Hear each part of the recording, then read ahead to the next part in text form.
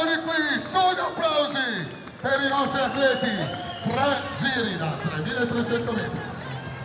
La grande carica dei 700 che all'ora del tramonto hanno invaso Treviso per una serata all'insegna dello sport è la 34esima edizione della Corri Treviso, la storica corsa, grande classica su strada che anima il centro della città con diversi percorsi per le diverse gare. La più partecipata, 651 iscritti, la gara Open, 9 km e 900 metri per tutti, alla quale si sono affiancate le 2 gare per i 47 atleti d'élite, 5 km per le donne e 10 per gli uomini.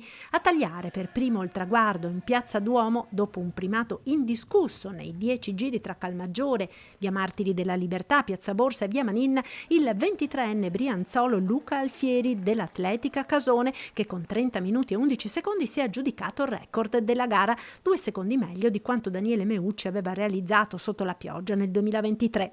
Per le donne, ad aggiudicarsi la vittoria, Elisa Bortoli, l'atleta bellunese prevale in volata sulla trevigiana Moretton, che non riesce a bissare la vittoria dell'anno scorso. Luca Zanet e Erika Michelan vincono la prova Open, grande soddisfazione per l'organizzazione. È stato un record di presenza, abbiamo raggiunto i 700 partecipanti totali, quindi questo ci riempie di gioia e ci ripaga del tutto il grande lavoro fatto in questo periodo. Una serata di sport che ha evidenziato anche la bellezza di Treviso, toccando nei percorsi di gara alcuni degli scorci più suggestivi della città, dal Duomo a Piazza dei Signori, passando per i ponti sul Sile, portando gli atleti a correre a fianco di alcuni dei monumenti più belli di Treviso. Cerchiamo di dare il massimo noi, la città poi è bellissima, quindi noi ci mettiamo il massimo, blindiamo il percorso, ci mettiamo tutta la nostra forza per renderlo più bello possibile e questi commenti degli atleti ci ripagano.